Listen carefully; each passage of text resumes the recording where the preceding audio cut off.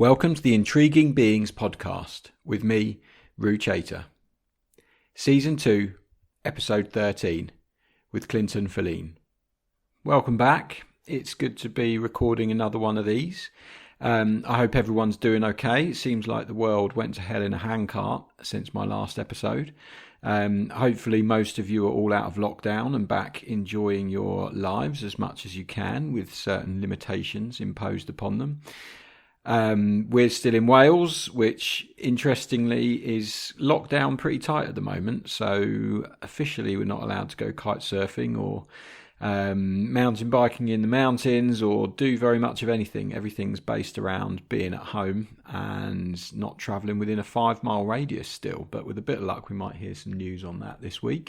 But it's fine. It doesn't matter. We've been busy with work, had a lot of stuff going on with the Kitesurfing magazine. We've just published issue 81 of that. So I recommend if you're a kite surfer and you're into that, check it out.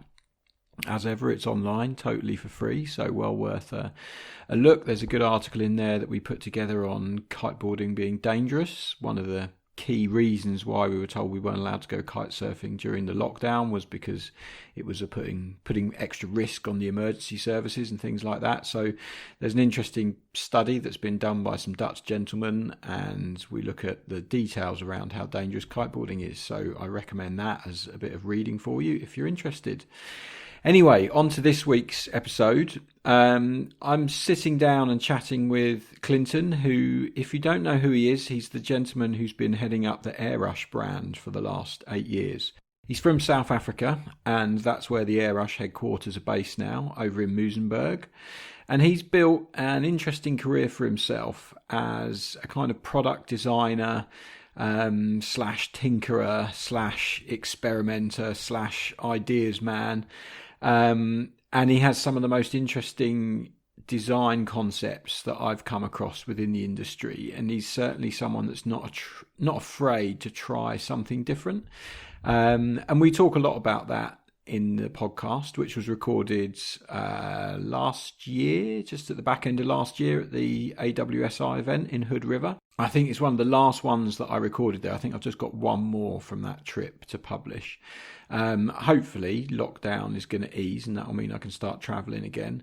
I know a lot of people have started up podcasts, doing them online with Skype, and people often ask me, why don't you use Skype as a medium to have a chat and do the podcast? And I just find it lacks the quality and also the feeling of being in a room with someone. I find people open up a lot more when you're sat right next to them and you're looking them in the eye and you're having that personal interaction. And it's one of the things that I probably enjoy the most about recording the podcast is getting to sit down with people. So I've still got a few in my bank ready to publish, so I'll be rolling those out over the coming weeks and months. But more importantly, hopefully as lockdown restrictions ease a little bit, I'll be able to travel again and record some more live podcasts with some more interesting people. Anyway, without any more chat from me, let's get into episode 13 with Clinton. Good morning. I'm currently sat in a rather lovely house in Hood River with an amazing view of the spot. It's a beautiful place. If you've never been here, make sure you do. Fantastic mountain biking, lots of kite surfing. And at the moment, just about everybody who's anybody in the kite surfing industry is in town for the AWSI event, which is showcasing all the new 2020 product to the American retailers and dealers. And we've also had the GKA, Global Kite Surfing Association, meeting here as well. So there's lots of people to chat to. So I've been trying to rack up a few podcasts while I've been here. And at the moment I'm sat on the sofa with an interesting gentleman who I've known for a few years now by the name of Clinton Filen. And he is heading up the Airush brand, based over in South Africa, but spends a lot of his time traveling. And we've had a few interesting chats over the years, and I thought it'd be quite good to sort of share those with you. So Clinton, first question to you, which is where I normally go before we disappear off into some rabbit hole of conversation. How did you get into the water sports scene? What was your sort of first? I guess when I was a kid, I had a fascination with sailing, not just as a child reading books about, people going sailing and for some strange reason I asked my dad was a book distributor, and I asked him to get me a book on sailing, and he brought back this basically a Bible of sailing called Aerohydrodynamics of Sailing. And I, as a 13-year-old, just puzzled over this for years. And a lot of it was way beyond anything I understood, you know. Like that's a little bit, you know, kind of some of the memories I have of what got me interested in I guess water sports, wind sports, and that was probably earlier interest, and then, you know, just from there meeting friends who, you know, windsurfed and then sailing Hobie cats, and you know, just like. And where were you growing up when this was going on? Well, I was born in a place called Durban, which is on the east coast of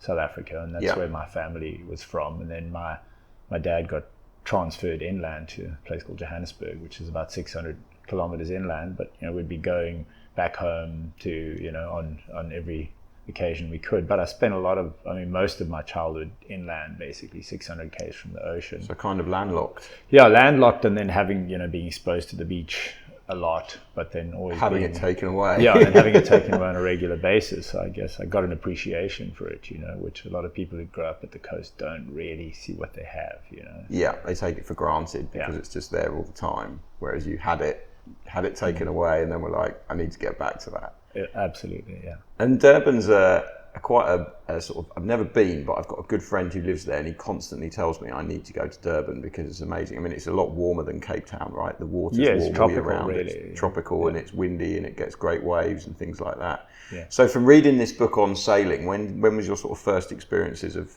actually getting into the ocean? And well, you know, besides from surfing as kids already, you know, which was kind of something that was a kind of a life skill, you know, you kind of learned it, and it was, I was never really particularly good at it, but it was just something we all got into. And then, you know, getting into sailing and then windsurfing and at some early point, you know, borrowing boards, and then deciding with a friend of mine, a childhood friend, that we wanted to build our own board.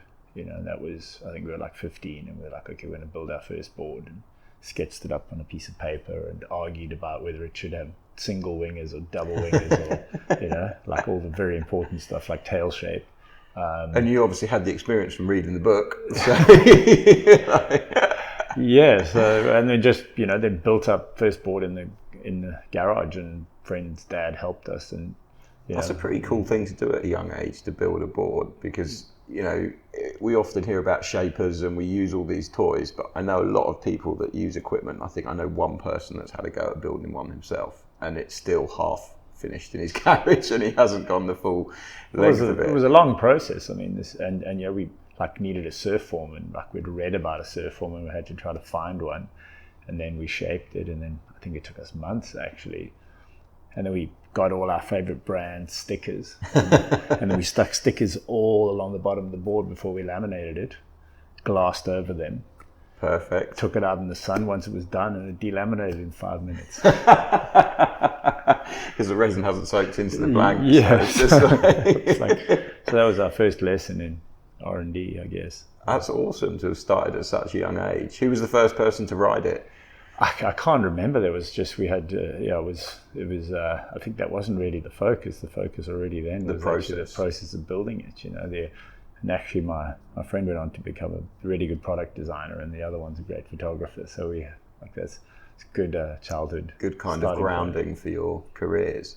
Yeah. That's really interesting. And did you, you know, when you were building that board, did that ignite a passion in you that you thought, this is something I want to be involved in for the rest of? I mean, we just grew up as makers, you know, like we raced BMX, and then we saw some American magazine about BMX sidecars, so we like got some poles and decided to build a sidecar, and to welded one up onto the side of one of the BMXs and proceeded to nearly kill ourselves. And so that was kind of the, you know, what we'd done, you know. So it was a good grounding.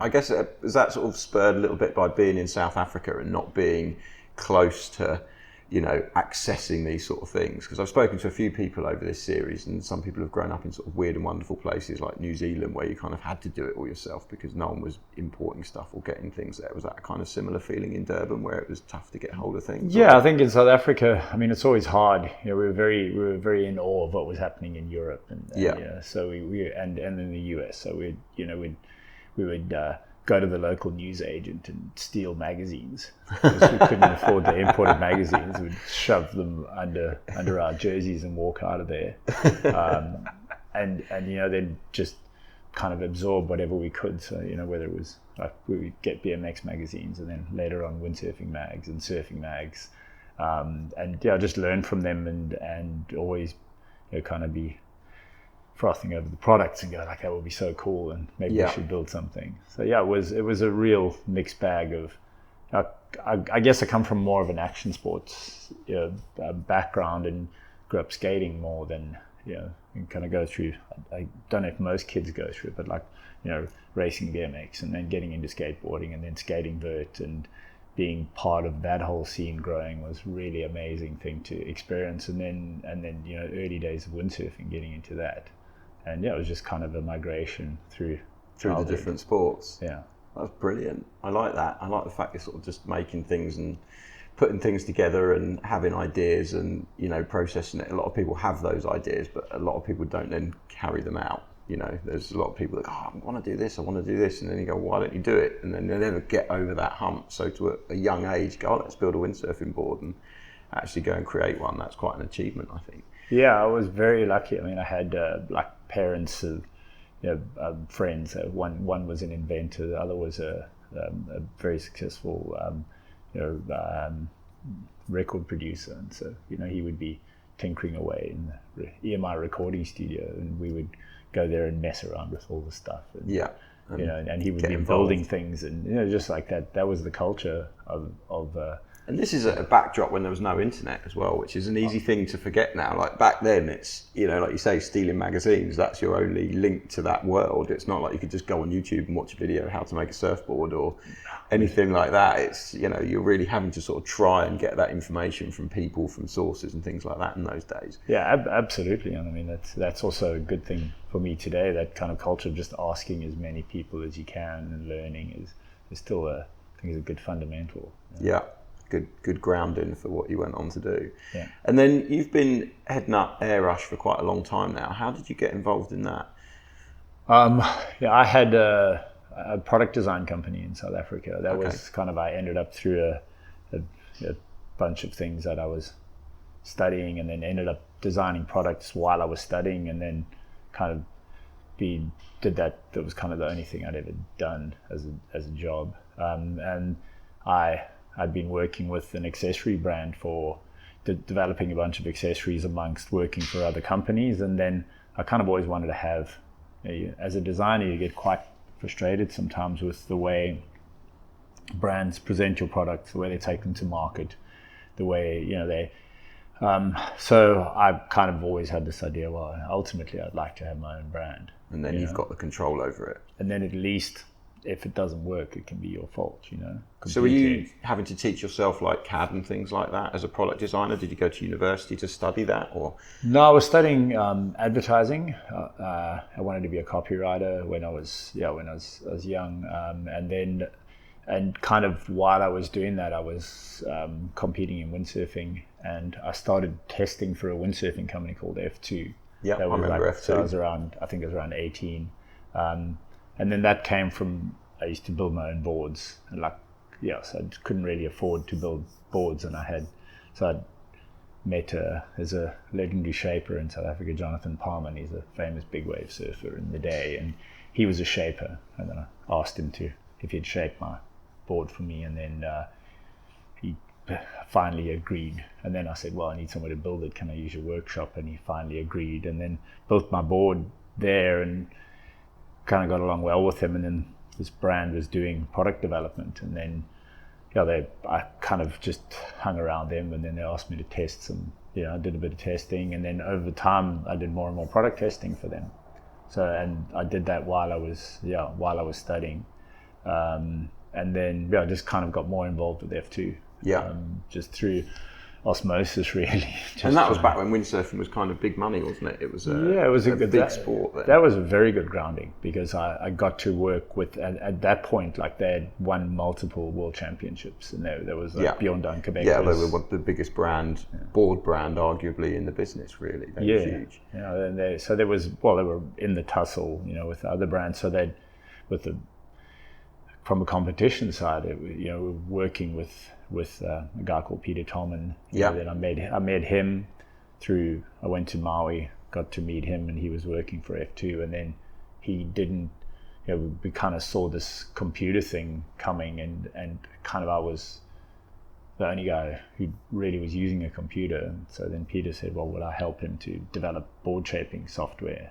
And I mean, I didn't really know a whole lot, but I kind of just sort of just hustled my way through it. I can make this work somehow. Make it work, Fake it till you make it. Exactly. And so then I started working with him. I did that for a couple of years, and then got more experience building boards, and then more experience on the computer side, and was working with a company called Maui Sales. They were actually building all the F2 sales. So there was a guy, Niels Rosenblatt, who's still around in the industry at Nash, and a guy called Barry Spanier. They were doing all the sales, and I'd somehow just go into the loft where you weren't really allowed, and just find a corner and quiz them about things and learn and ask them and help them. And Barry was another one of those guys who was like those existential thinkers,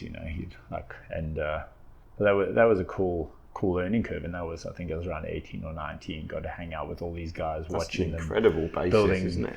Building products, and then seeing great athletes. Like the guy was just basically, just won 5 world titles, and he was a machine. He was unbeatable with Dunkerbeck back in the day, wasn't it? It was just like turn up and win everything. Was it Anders Brindal, his nemesis, that never won anything? So it was just like an amazing rider in his own right, but just at the wrong place at the wrong time, because Bjorn was crushing it. Yes.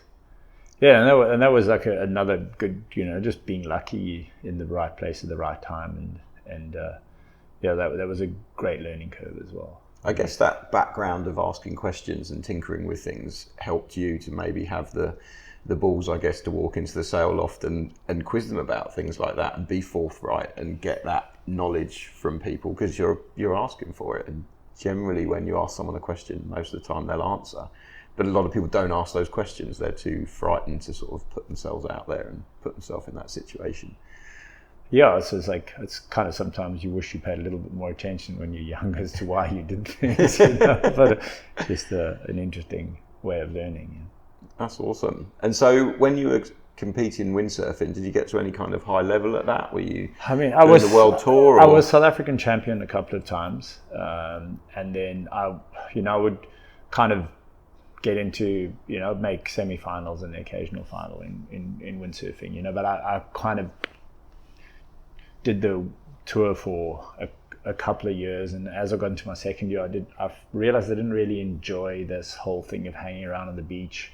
It wasn't really for me, and I was a bit hyperactive and wanted to do things, and so and then basically everybody was focused on doing other stuff and partying and meeting girls, and that was kind of interesting, but it wasn't really what drove me, and I realized that relatively early on, and then I decided I need to take a different path. Yeah, you always struck me as quite a focused individual. You seem quite like, I've got a goal in mind, and that's where I want to get to, which I guess is what led you to setting up a product design company in South Africa and thinking, okay, that's something I want to do.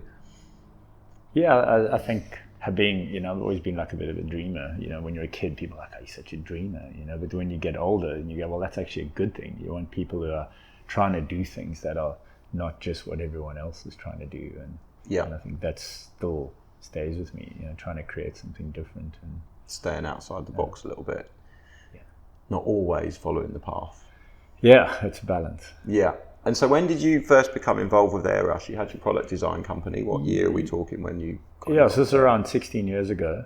So the brand had been going for a little while then? Yeah, Airush was started in Hawaii by Keith and Karen Baxter, the Baxters, who had a company called Hawaiian Proline in windsurfing. So I didn't know them then, but they'd started Airush, and then I didn't pay that much attention. I'd just been actually phoned the current CEO of the company, and just through mutual friends said to him, look, I've got a great idea. I want to start a brand. I want to start an accessory brand. Would you be interested? And he said, well, yeah, I would be interested, but I've kind of just bought this kiteboarding company, or taken over this kiteboarding company. I'd also just started a sail brand called Severn. Yeah. And they are in Australia, and then he was like, well, why don't you just help me with these guys for a year or two, See how that goes. And it sounded like an adventure, so I packed up the family and moved to Australia. Yeah. Oh, fantastic. Where was that, on the West Coast? Or? Yeah, in Perth. Yeah, which is the place to be if you're in Australia and you want to go windsurfing, right? It's windy. Yes, amazing warm water, great conditions. So we ended up and that was my first step working with Airush, was running Airush from Perth, and then from there it's just been a journey. And I remember Airush back in the day. You had people like Colin McCulloch working on shaping and stuff like that. There was some pretty good stuff coming out of that brand at a time when the sport hadn't really defined itself back then. It was still, there were crazy ideas coming out left, right and centre, and you guys always seem to have some pretty decent products, and certainly in the board design, almost well ahead of your time.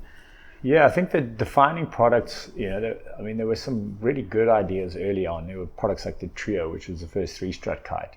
And, for example, we battled to sell that kite because it was 3 struts, and everybody's like, well, 3 struts, the thing's not going to be stable. Like, how's the thing just going to collapse, So that was already quite a forward-thinking product. But I think for the brand, there was a 4-line kite called the Lift that was a really big step just as I got involved, and then I also got to meet Colin as I started with the brand, and we got along really well from straight up. He was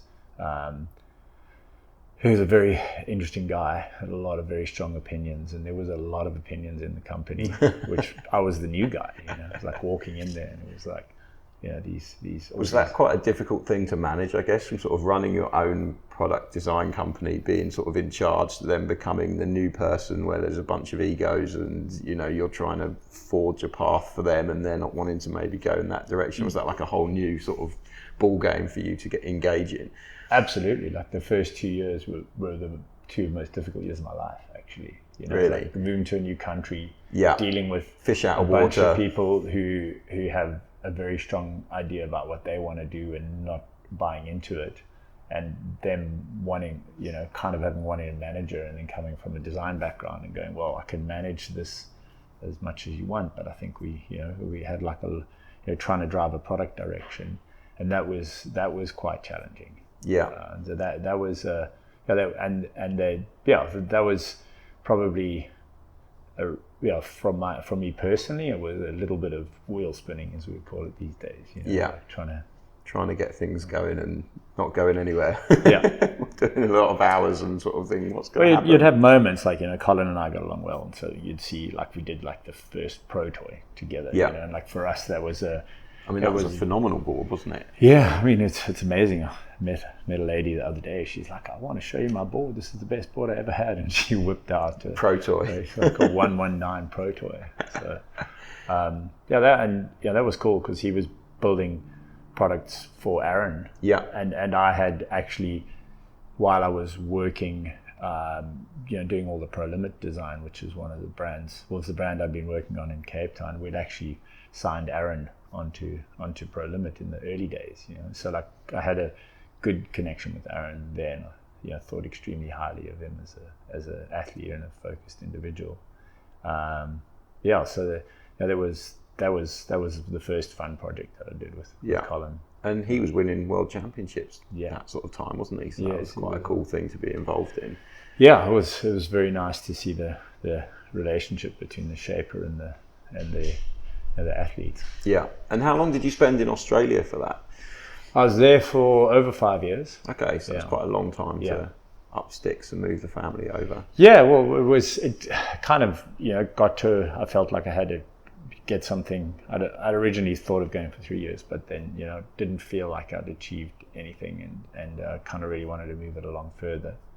And then kind of got to a point where I think it was after around 6.5 years between Australia and Thailand, where I just wanted to go home, I kind of really wanted to get back to Cape Town and do, and carry on with product design stuff. And so was that an easy sell for them to say, I want to take the Airush brand back home to Cape Town and run it from there, or was that a tricky thing to sort of maneuver? Well, it wasn't the plan. I told them, look, I really loved working with you guys, and it's been an amazing journey. And as when I phoned you in the beginning, I want to create something of my own. So I'm going to go back to Cape Town and carry on with that. And then I can't exactly remember the details of it, but I think Sven said, well, do you want your first client, and like, how about you just take the Airush stuff and carry on doing that? So that was, and then I got involved, got an equity stake over time. And then, then that kind of, it kind of ticked the box for me. And I really loved what we'd built. Yeah. And it was difficult because Airush and the sail brand, like Severn, had been growing, and my heart was really in kiteboarding. Yeah. And so it's kind of something that I wanted to focus. And so, that wasn't a hard decision at all. It was a fairly straightforward one, and one that's worked out, amazingly well, I guess, when you look at it now. I mean, you've got the stunning offices down in Musenberg that you set up not that long ago. You must be feeling like it was a sound decision all that time ago, that you've done the right thing. Yeah, I think so. I mean, for me, Cape Town is an amazing place, and actually the people, the resources there is something that is exceptional. I mean, we've got a lot of outside designers, but also there's a lot of people around, that are very passionate about water sports, and there's a lot of creative, like a good creative industry and a good technical industry. So I think for me, it's always been very underrated. You can get a lot of things done. And there's good education system, so you can run a decent company there. And I always felt that was a real, that was the potential of the place. Is it hard? What's the hard things about being based in Cape Town? I guess there must be some downsides to it, perhaps, or. Well, sometimes getting people who kite, because it's an expensive sport.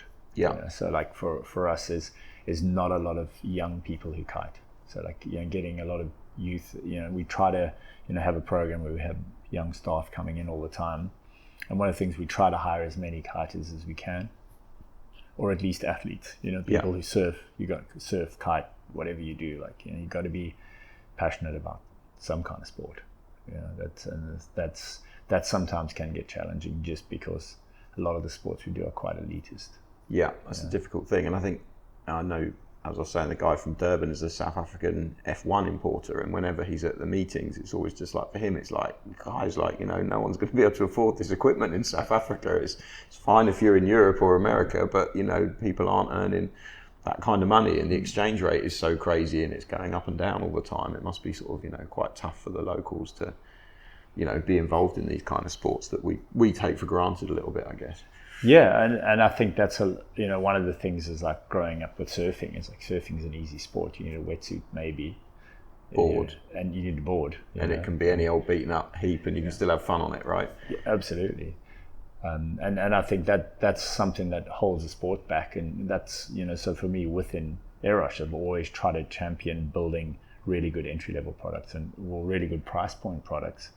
And that's been a big thing for us, is to continually drive the price down of entry level, to really take that category and see, like, how can we make it a bit less expensive every year, and how can we make the products better, for the first time customers. It is strange, because people end up not, there's like almost an aversion to something that's too, that's the stuff for that's people. The beginner cheap stuff. That's the beginner cheap stuff. That. And I'm like, well, that's actually the best stuff for the money. Yeah, for what you're paying, you're getting really good value.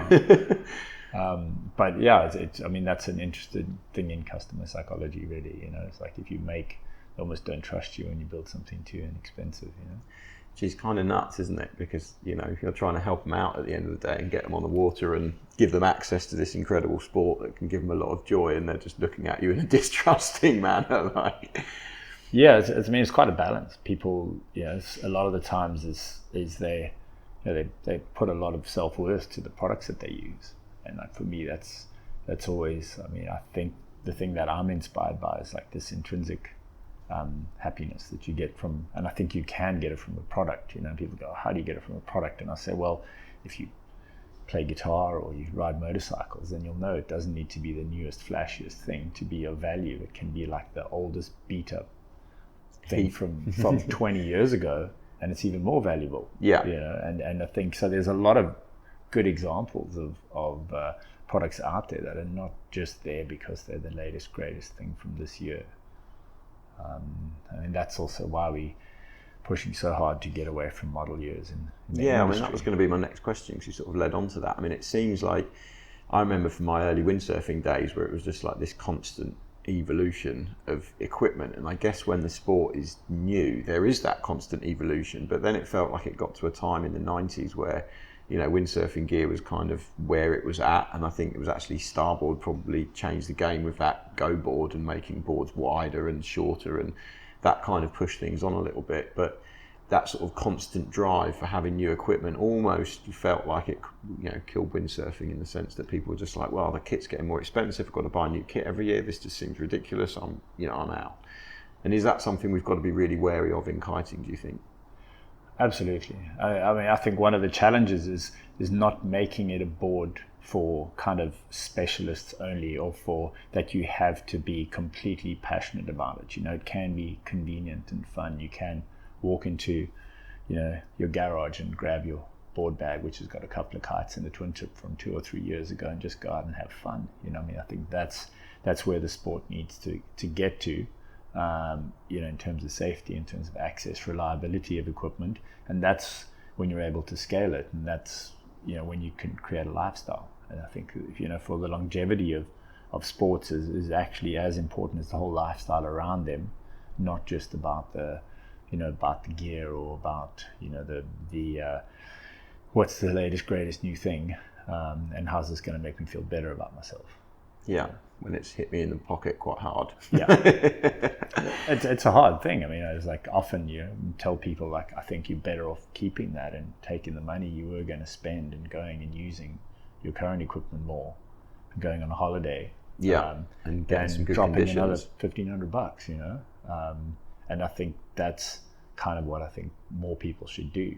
It's difficult when you're selling equipment to convince people that buy something really good, and keep it for a while, and really appreciate it, and because that's what we're trying to create. Yeah, I mean, that's one of your big ethoses as a company, isn't it? With the way you build your kites and the techniques that you use, they're all made to make the kite last a really long time. And I think there's other brands that are doing that, but no one's using your sort of load frame systems and things like that, where you're really, making that kite last a long time. And I remember when we were chatting in South Africa, I was telling you about a friend of mine, Matt in Lancelin, who bought this kite and he'd used it every day for sort of 3 years. And when I launched it, it was still kind of crispy and it wasn't misshapen or anything like that. And he'd learned on it, he'd crashed it. It's in Lancelin, it's boiling hot sunshine, loads of UV, sand, using it every day. It's super windy. And yeah, and it was a sort of testament to that ethos that you can have a product, it can last you a long period of time, and it can still make you happy. Yeah, I 100% believe that. That's just part of where I think we need to go. I mean, it's easy to get caught up in the latest greatest thing, but also allows us from our side is to do more detailed, more deep work when we do product development. Instead of you get into this thing where I watch people servicing their product ranges, where they spend so much time working on the new graphics and what they're going to tell people they change for next year, that they actually run out of time to spend time coming up with new ideas. And innovation is hard. Like, real innovation is it's a rocky path, and there's a lot of ways to screw it up, so it's, I think that takes time. And it takes a long-term plan, and a lot of if you want to do really big step forward, you need to take a long-term view, and so, like, this might take us 3 years. I mean, we've had design projects that have taken us 3, 4, 5 years, and then we end up ditching them. And like, well, that was a shitty idea. Yeah, waste of time, effort, money, resources, everything. Yeah, and so I mean, the main thing for me is that, as a designer, you can't be cynical, because you're creating the future. I mean, that's what people pay you. They're paying you to create the future. So you've got to look at it you've got to keep on saying, well, how can we create some wonderment in the world and have people go, and that's the most gratifying thing you can possibly do when you get something, you're like, wow, this is really, really, really different. Not like it turns 5% better maybe in certain conditions, like this is actually properly different. Yeah, and there's kind of, I guess there's this tech washing, where people talk about game changers and then you go like, but what game have you actually changed? And you're still hitting the ball around, so it's like, it's something that it's difficult because as a marketeer, that you've got to shout loudly for people to hear you, but as a person or as a company, which is essentially the people we hire, it's like the ethos for us is like, you want to be authentic, but it's difficult in a world where authenticity is not valued enough, so everything's about, everyone's just shouting. So yeah, it's a challenge, but I mean within that lies the path to salvation is through real innovation, and that's, so you've got, but that's, like I said, that's fucking hard. It's not, you can just come up with something and everybody. And I guess as the sport keeps changing, it's probably always one thing I love about kiting is you can do so much with it. Originally it started off and I loved it because I didn't have to carry my windsurfing gear around, and I had 2 kites and a twin tip, and I could fit it in a a holdall with a small kite ball bag and just take it on a plane and rent a small car and go anywhere with it. And then surfboards came along and it was like, okay, now it's not quite a windsurf board, but my luggage is a little bit bigger. And then right now hydrofoils are here, and suddenly it's like, well, I've got 3 kites, hydrofoil, surfboard, twin tip, lugging that around the world. It gets a bit crazy, and that must make it harder to innovate in those spheres when you perhaps don't get more staff involved and things like that, because suddenly you're not just designing kites and boards, you're designing kites, boards, surfboards, hydrofoils, all the other bits and pieces that go with it, like the foot straps, the foot pads and things like that. Is that difficult to keep on top of, to sort of that range of product? I think Steve Jobs said you got to say no to a million things. So like for us, it's just about not, we're really trying to concentrate on what we're doing, and we also just not getting too sidetracked and into a million things, but that's always challenging when I'm interested in so much stuff, and essentially I think if you just got to zoom out a little bit, and people used to say like, don't you miss windsurfing? And I said, not at all, because I'm doing exactly the same thing. I go down to the beach with a piece of foam and a piece of cloth, and I get dragged around for an hour, and then I go home, and I get a huge amount of thrill out of it. And it's really, and I see, like now with the wings, and I'm like, well, that's just another piece of cloth. Yeah, and another bit of foam. Yeah, another bit of foam, and we're getting dragged around. And the question is that a better machine? Is a kite a better machine? I mean, for me, essentially, I look at, them as machines and going like, well, they're good for certain things. And you've also got to be careful not to paint yourself into a corner, because, an evolution in one place or an innovation somewhere leads to innovation somewhere else. I think wings are a great example where 6 years ago we built this wing thing and we thought it was kind of cool, but then we were going backwards and forwards, and I was like, you needed so much wind and it was stupid when you had a massive board, and threw it away. And then then all of a sudden then hydrofoils come along, and they mean that you need way smaller, way less drive, and then so that's a typical example of innovation in one area of the sport will completely changing the innovation in another area. So it's all kind of linked. I think that's almost like with the surf foiling, because we had hydrofoils. I mean, the whole hydrofoiling thing in kiting is really strange. It almost started backwards. It started with ridiculous race wings because it was the Frenchies just wanting to go really fast. So when I learnt 5 years ago, it was almost impossible on this, stupid foil that you're learning on. And then we kind of, as a sport, took a step back and realised that you need to make more beginner wings and things like that. And then when surf foiling came along, suddenly the wings are as big as this coffee table. And then that suddenly means that actually you don't have to be an expert Kai Lenny to get up. You can, get up quite comfortably on something like that. And it kind of, that development, I think, is a good thing for then the wings to come along, because you're seeing guys down here who've maybe they haven't foiled that much, they've done a little bit, and they're suddenly up and getting a smile on their face from getting dragged around with a bit of cloth and a bit of foam. Yeah. With something that, like you say, 6 years ago, wouldn't have worked because all the wings were tiny, like rulers. They were just tiny little race machines, and that was it. So it's good to see that kind of innovation and change in the sport, I think, which is an interesting, way for it to go. And I was chatting to some people on the beach yesterday, and we're looking at all the people with the wings, and we're like, do you think in 5 years' time we'll look at these photos and go, how ridiculous was that? Because they'll have changed immeasurably in their shape and concept. A little bit like kite surfing did when that first started, and you had the Whippicker Classic and 2-line kites. And when I first saw kiting, I remember looking at my mate Chris Calthrop. He brought the first one back to the UK, and I was like, that's never going to catch on. That's just stupid. You're swimming in, everything's tangled up, looks rubbish. And then the next year he'd kind of got the hang of it, and I was like, oh, that actually looks all right. So I wonder if we're in that same sort of evolution of development with the wings, and it's going to go in the same direction, which probably, arguably, with all the tinkerers in the sport, it will do, I think. Well, the challenge for me is the constraints. Like if you're designing a product, then it's always like, what are the broader constraints on the product? Like when if you look at, say, a windsurfing rig where the constraints are weight, you get to a point where we've made rigs incredibly lighter, but you just mechanically, you get to like mechanical constraints. And one of the challenges when I look at the wings, I'm like, at the moment, like you hit like 4.5 square meters, and you hit a geometric constraint where like most people's arms are about yay high off the ground, and so it's then just hitting the water. Like the challenge for when you're looking at the product is like, what are the constraints of the product, and the fundamental design is like, what problem does this solve? So you have to ask yourself that, and sometimes that essentially defines a gimmick, or a trend in this, like I always look at it as a designer where people say like, this new bottom shape, and it's like, this is the biggest innovation.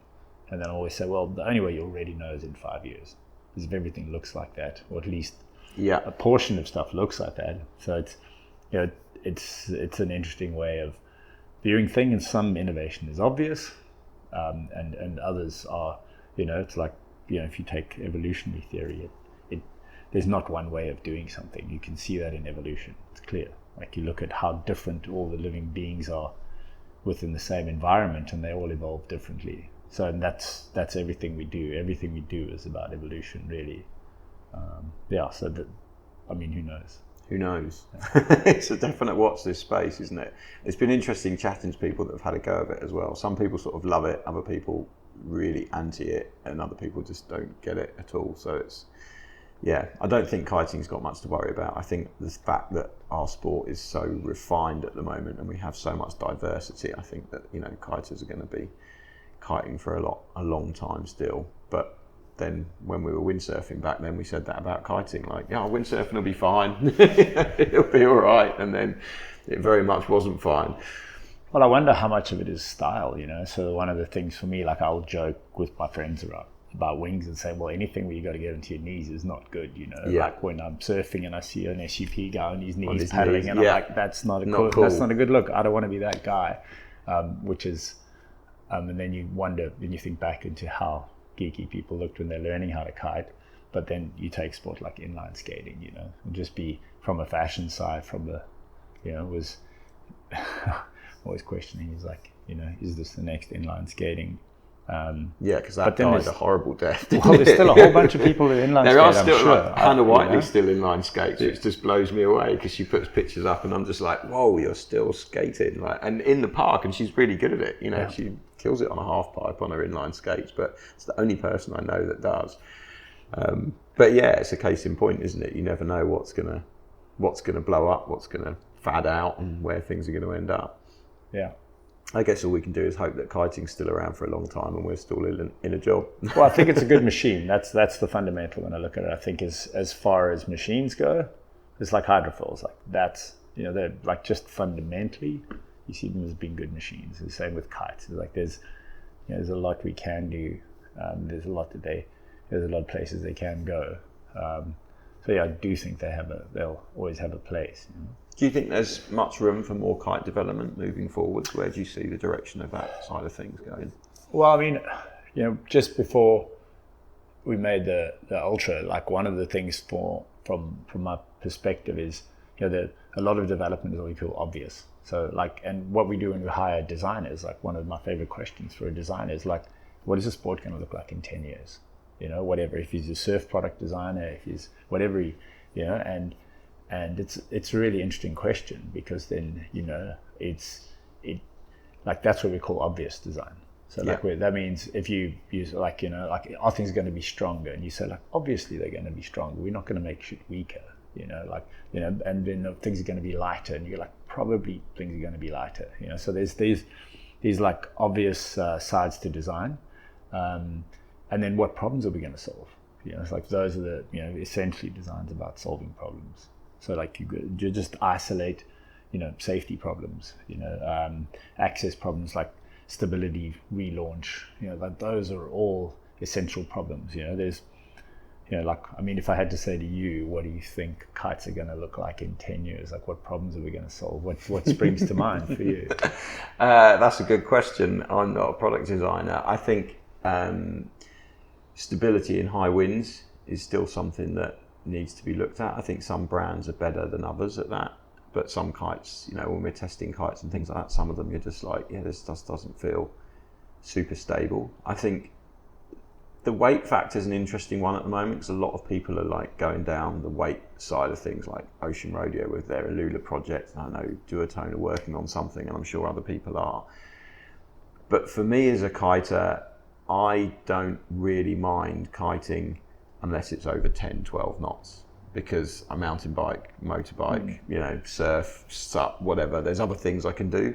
But I get that there's a lot of kite surfers who, when they first come into the sport, they're so addicted to it that all they want to do is kite. And that's exactly what happened to me when I got into it. It was just like, right, sod that, give up the job, give up everything, you know, split up with my girlfriend. I just want to go kiting. That's all I care about.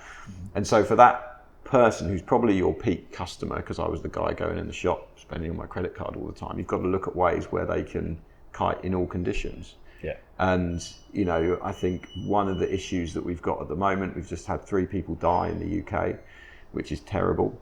But I don't think that's necessarily an equipment problem. I think it's an education problem, but also, you know, making the equipment work in those kind of high-end conditions, but work to a safer standard. Well, the flip side for me then would be, I mean, I'm a big believer in weight. Like, I mean, that's where the Ultra came from, you know, from foiling, saying, well, if we make the kite lighter, you know, then it can fly in less wind. And, you know, so from my side, from the safety side, I think, for example, if we make the kites more efficient, then you can just use a smaller kite, and then that's inherently safer. Inherently safer. So, like, you know, for me, like, I think it was 3 or 4 years ago, I said, well, let's try to half the weight of the kites. Like, that was a design objective for us as a team. And that's, you know, that's what led to the development of the Ultra. So that, you know, we kind of did that to drive firstly light wind performance, but there's also things like drift. You know, when you're wave riding, you want the kite to drift, and the lighter the kite is, the better it drifts. You know, so the better the light wind performance. Those are all really things that you benefit from when you're pushing lightweight. Yeah, it makes a difference. It's interesting how the kites have got so much lighter and so much better, you know, and then that does mean you can go out in light winds. And for these people that are totally frothing, you know, I'm a member of a local WhatsApp group where I'm living now, and I've only just joined it, and seeing them talk about the other day when it was, you know, going to be 55 knots, and they're all talking about where they're going to go kiting, and I'm like, are you mental? Like, why are you going kiting in 55 knots? None of you have got equipment that I would want to take that risk of taking out in that. You know, Ruben kites in these winds, but he knows exactly how many hours he spent on that bar and lines. He knows exactly how many hours he spent on that kite, and if it's a really big day, he'll make sure he's got a kite that's only had a couple of hours on it, so he knows it works, but also it isn't going to break. And they were like, oh, yeah, okay. Well, we're still going kiting, you know, and I know they've got 3-4-year-old equipment that's shady at best. And then in the same flip side, when there's hardly any wind, they're all talking about where they want to go kiting. So I think that's your sort of market of those sort of ends of the spectrum, I guess, in making the equipment good for, you know, people so they can get out in lighter winds, which is obviously where the lighter kites and things like the Ultra come from. But also overhead stability. I mean, there's spots where, you know, I live in a place called Scarborough in Cape Town, and it's horrible. Like, you launch on the beach and it's 15 knots, and then it's 35 knots, you know. And so, like, you build a kite lighter, and the overhead stability is much better. That's a big, you know, for me, that's a big plus. So I do, on the weight side, that's, for me, championing that is, a lot of the times how the kite, how it just climbs right at the edge of the window, how the kite just manages to climb out again. It doesn't matter, even if it's windy, you still have that benefit. The kite can go a little further. So it is definitely a component that I think has got value. And then of course you got to balance that with strength. I mean, for us people, like we had built lighter kites, but then we're always going back to, we can take the load frame off, that makes it lighter. No, we want to keep it on. So like it's not purely about lightweight. That's in the evolutions of the fabrics, you can see again, as we move to materials like laminates, then durability is going to become an issue. So like what level of durability do people expect? So like those are going to be the technical challenges that we need to overcome if we keep pushing, keeping the weight and then improving the performance and the strength. I guess it's always a compromise, isn't it? You can't just make the lightest product in the world that then only lasts 4 sessions. Absolutely because not. That's just counterproductive to the whole planet ecosystem. It's got to be stuff which lasts a long time, which is probably the other thing I really wanted to chat to you about was the whole sustainability of things. And when we spoke in Cape Town recently, and you were telling me about the ethos, and that's why you make products that last a long time, because you don't want people buying a new kite every year, and you want those kites, even if they are buying a new kite every year, they can be sold second hand and last 3-4 years safely and confidently, and then that's had a good product life cycle. But there's a lot of other things that you do as a brand as well, isn't there, to try and reduce your footprint. The sustainability side is the weird thing is like probably quite well known for it as a brand, and it's always a dilemma because it's not even really something that we want to push in marketing, because for us it's like just good social responsibility. It's like normal behavior. But if you want to be a nice guy, like you don't run around telling everybody you're the nice guy. It's like it's more just something that I think we should do anyway, and something that we try to share with everybody that we're doing. And I think that there's a lot. That's, to be honest with you, something out of my personal life that I'm very interested in, and I've tried to transfer that into what I love and what I do for business. And the sustainability has a lot of avenues that I think is something we just all need to address. And it's and I think it's actually good for you, like as for your soul, like to have something like to. There's like a simple thing is if we all just left the planet 1% better than when we started, we wouldn't. That's, you don't have to become this crazy, eco warrior, strap yourself to the front of a bulldozer. It's more about just being a good citizen, socially responsible and conscious about what you're doing with your rubbish, what you're consuming, what you're chucking into the food chain, into the sea, and I think that's going to be the big change in this generation, where and it's like, I think there's a famous quote that by the time that basically it becomes irrelevant. By the time once everybody's changed, then it's no longer a thing. And I think that's what I hope to see in my lifetime, is that people don't keep focusing on this sustainability. And for me, sustainability is also about business. It's about people's lives. It's about the sport, about creating social events, and for me, supporting these events, and events, like in the UK, you have a really, really good kite armada festival, and it's like, that's good. That builds a sustainable industry, So like, and I just think it's about trying to make a small part in people's lives.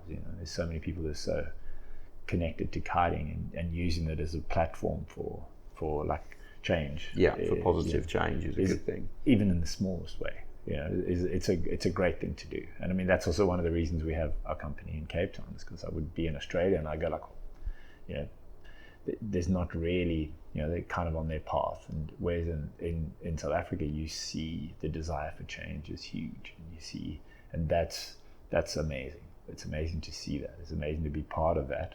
And from an environmental side, we work with people like Parley, and we do a carbon offset program, we do. We try to have a completely off-grid office. So for summer, we don't draw any power from.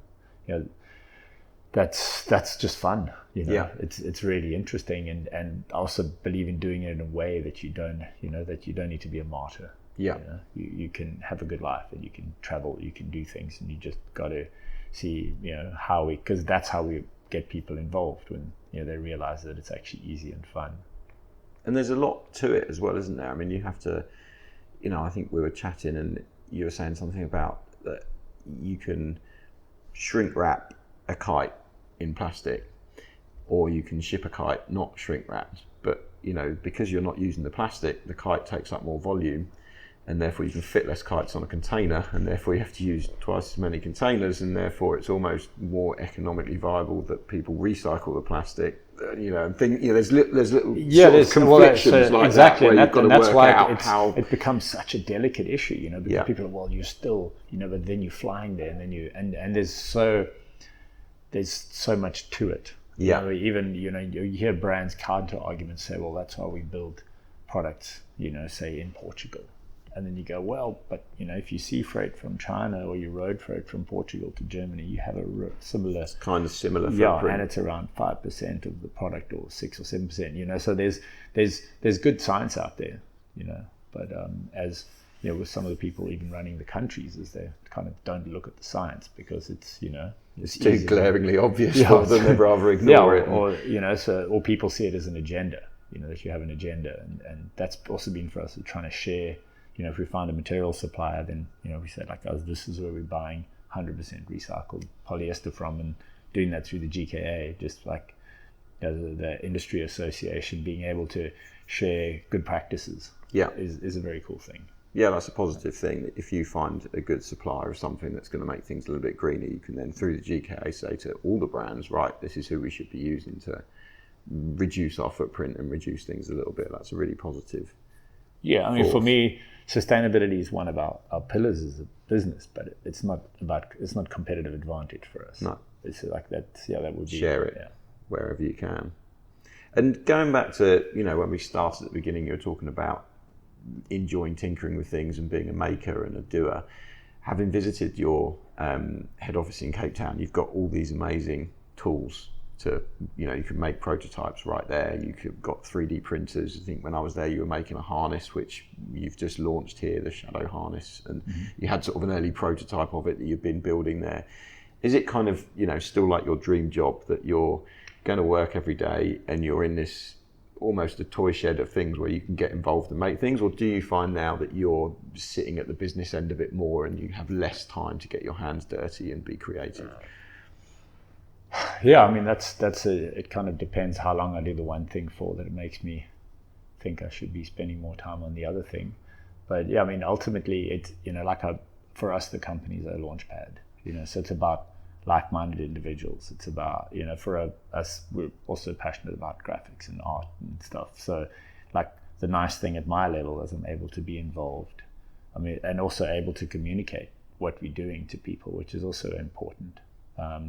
But I do miss, for me, my peaceful places is, if I have an idea, and I'm actually not really that much of a maker. I have people working with me who are great craftsmen, and for me, it's a lot about just seeing if it's going to work. So it's, in terms of as an organization, there's people in the organization who take more pleasure out of, those resources than I do, because for me, essentially, those resources are just the means to an end, to say how can we make this evolution? How can we improve that? And I really enjoy that connection. Within that, I still, sometimes just build something quickly myself. When people tell me it's not going to work, that's when you like to. Then. How did the Delta foil wing work out that you posted on Facebook that I saw, which was it's hard to explain, but basically it didn't have a rear wing, it was just a kind of Delta-shaped front wing, wasn't it? Single wing idea. I believe a lot in something called biomimicry, where it's the study of nature and how things work, and so it's not a completely stupid idea, I don't think, but we've got to, there's a lot of work that needs to go into it, and sometimes, again, go back to evolutionary theory, there's something called a random leap where you take these big leaps into development. So there's two paths in development, one's revolution and one's evolution. And so we'll be trying to evolve the current foils. Yeah. And then we'll be, when we have some time, do something completely out going well, and see what happens.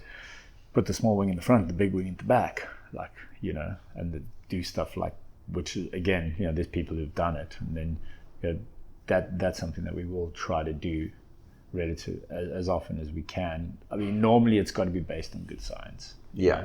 Before you start throwing money at the problem and yeah. So normally your good designers will say you got to have a hypothesis, and then you've got to either prove it or disprove it, either to yourself or to the masses, your peers. So that for us is like having that design culture is something that I feel makes our company relatively unique. Like in that we build things. We really come from that old school product design culture where it's like, if you have an idea, make a rough concept, see if it works, go to the next iteration as quickly as possible.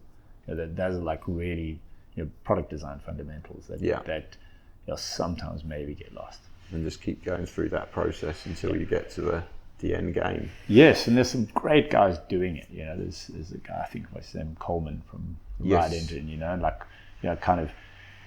Just you meet young guys like that, and they have that. They have even more of that. And you're like, wow, that guy's so smart. Where he's like got really good ideas, and he's like looks at things differently, and like that's so inspiring to see people come into the industry from taking a fresh view. Yeah. And because you need that fresh blood to come in and then shake things up or have a different idea. I mean, Coleman, what he did with the hard shell harness, he was banging away with that for a while, and no one was really into it, and he was taking people's back molds left, right and centre and shipping a few custom harnesses around, and then now it's pretty much every brand in the industry has a hard shell harness. Yeah. Well, it's funny because he's intelligent enough that you can argue with him about it. I'm like, I don't believe in hard shells, and then we end up having a 1 hour conversation about that, and then which that's the dynamic that it would be nice to see it exist a bit more in the industry, but you do see it from time to time, and I think that's cool. A valuable thing to happen.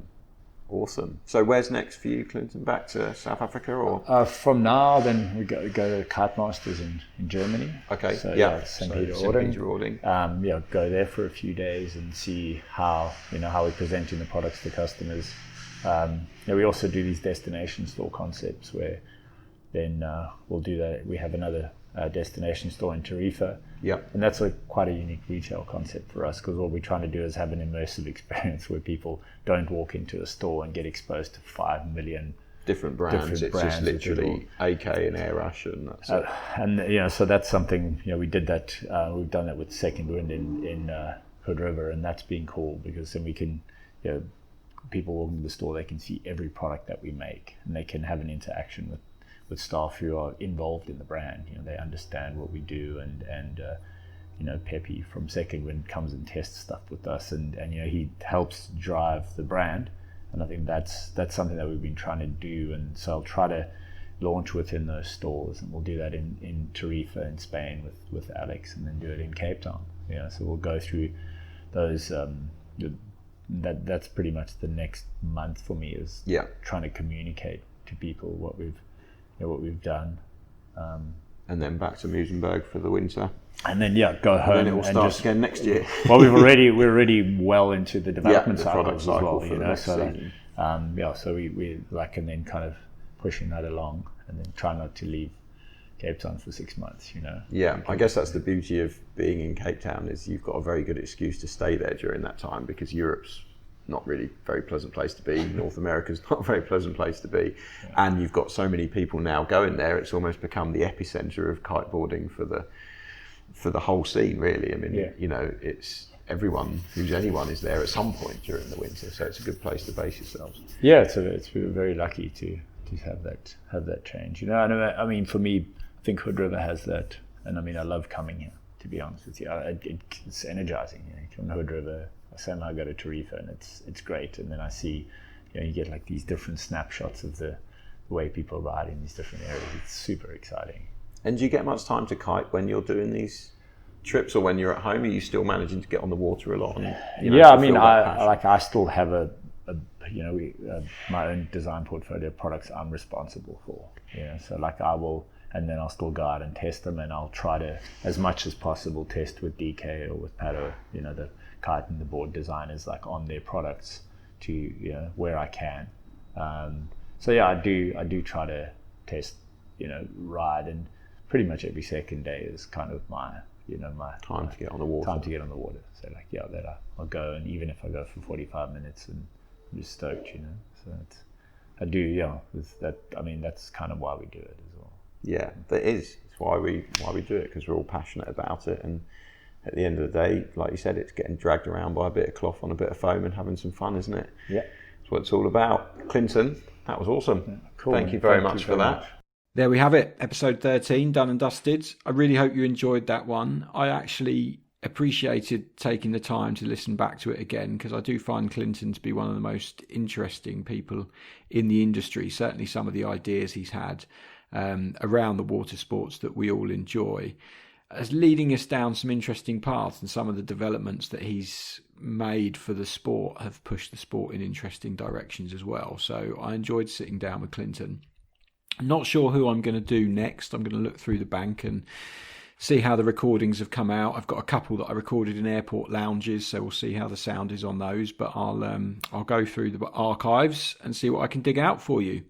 As ever, please give these a like and a share online if you're a member of any groups or any WhatsApp things or anything like that where you think people might enjoy listening to these. Please tell them and share these, because that makes a big difference to me. If you want to give it 5 stars on the App Store, that's fantastic as well.